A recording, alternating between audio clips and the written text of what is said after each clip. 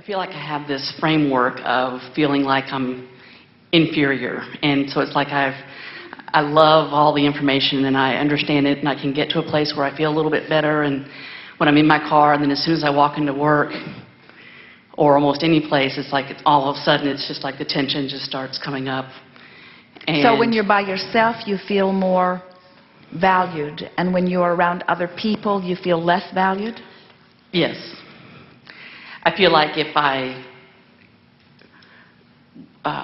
Well, you know why? It's because, and you're not alone in this, most everybody you know does this to some extent, but when you are looking to others for how they feel about you, you're always in trouble because they're not as interested in you as you would like them to be. And they're not as often connected to source energy as you'd like them to be either. So you get all kinds of negative feedback, not because there's something wrong with you, but because you're counting on getting positive feedback from a place you can't get positive feedback. When you hear what we've been talking about here today, and we know this resonates with you, and you care really a lot about how you feel, now you're putting yourself in a very powerful place because you're now able to evaluate the vibrational relationship between you and you. But when you're factoring in how that person feels and that person feels and how that person feels, you're trying to factor in something that you can't control at all, and it's no wonder you find yourself not feeling good. You see, when you first got into this physical body and your mother or someone held you as their object of attention while they were connected to source energy and they adored you, that feels so good. But then you're sort of holding them in a place where they can't be. You say, you have to stay in that place of appreciation, and you have to keep holding me as your object of attention. Well, first of all, they're not going to stay in that place of connection all the time. No one does, really. And they're not going to hold you as their only object of attention. So the thing that you've been counting on can't be. And so right away, you start feeling a little inferior. Another thing that happens, and we can really feel this happen to you, you want so much, you are an uplifter to the very core of your being. And you want people to be happy when they're around you. And you took it upon yourself to be the factor that makes them feel good. You tried your very best to be the way you thought you needed to be so that they could feel good. And you were pleasing to them a good deal of the time. But you couldn't do enough to maintain their happiness. So you began to feel early on in your life like a failure because they sort of made you feel like you were responsible for their happiness, but you couldn't make them happy, you see. So now you have to give all that up.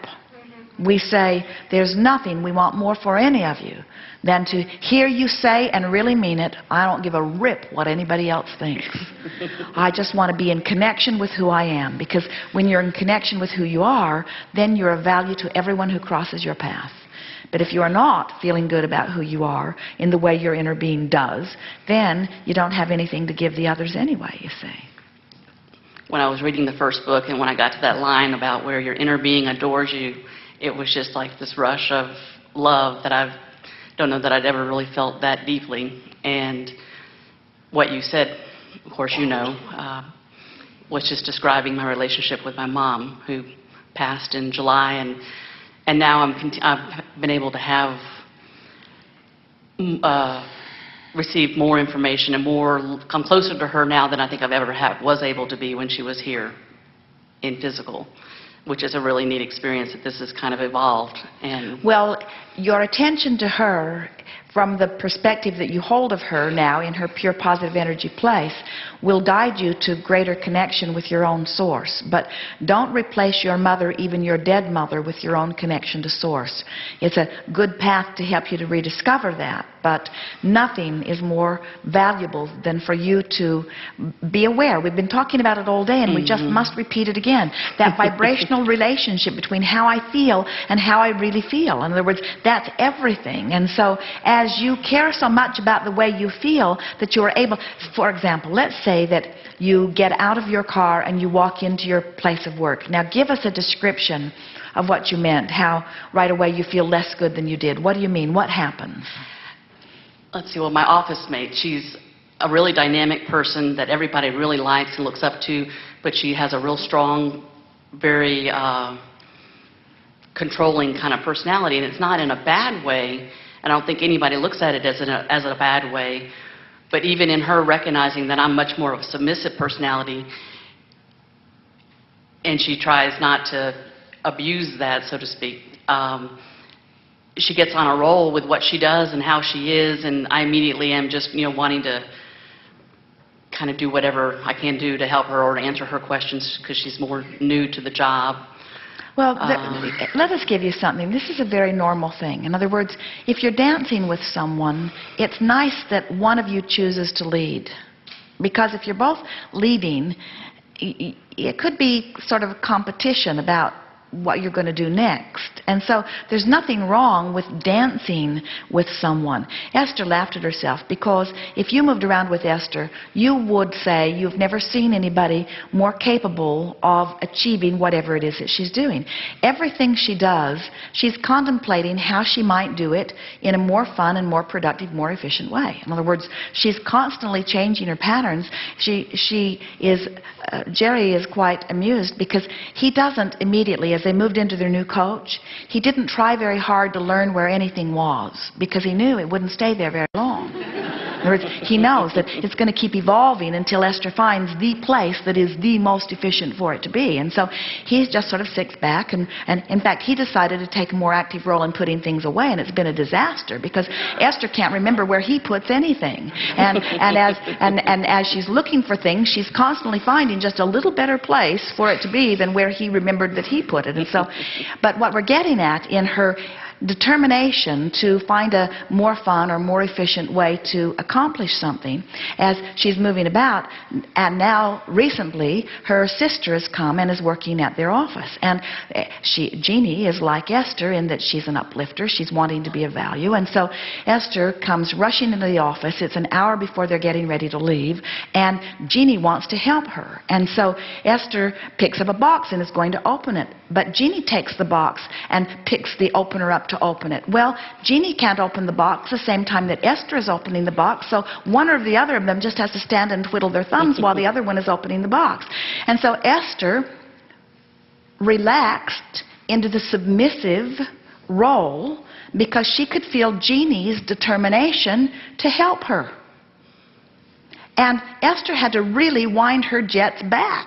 In other words, it was really an interesting thing. She is so accustomed to taking care of herself and doing what she needs to do and wanting to do that, but she could feel that under these conditions, the best thing for her to do was to relax and allow someone who really wanted to help her to help her. And so Esther just sort of stood back and appreciated and breathed deeply and took that opportunity to think about what she needed next and what she needed next.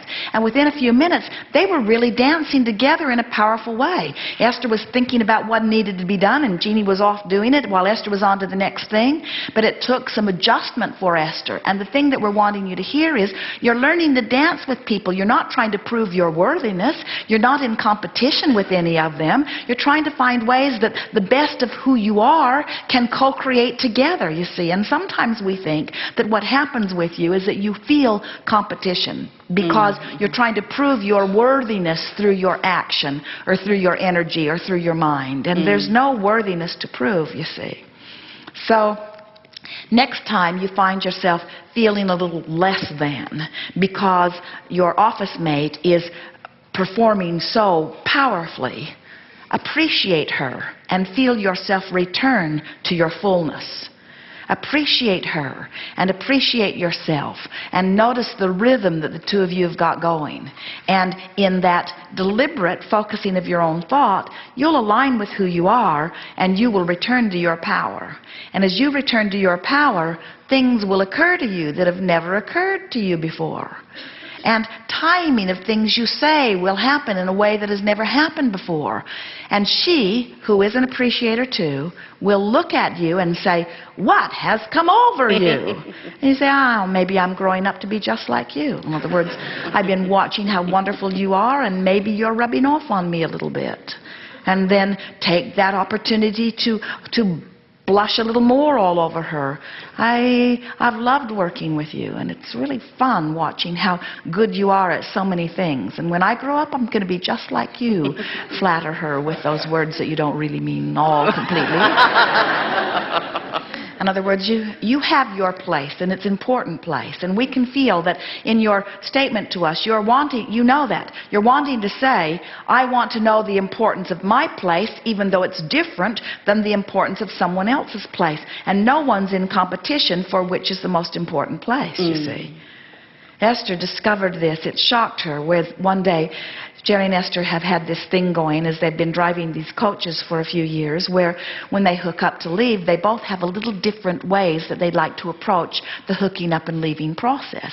But Jerry is clear-minded. He's the navigator, and Esther almost always yields to his idea. In other words, she doesn't say, no, this is a better way, because he really is better at things like that for the most part. And so she lets him go along with that, but then there's a part of her that wants her idea to be a good idea too.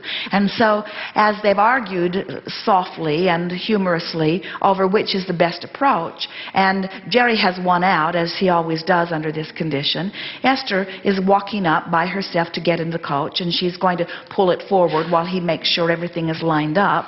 And she's thinking to herself, I hope it doesn't work the way he wants it to work.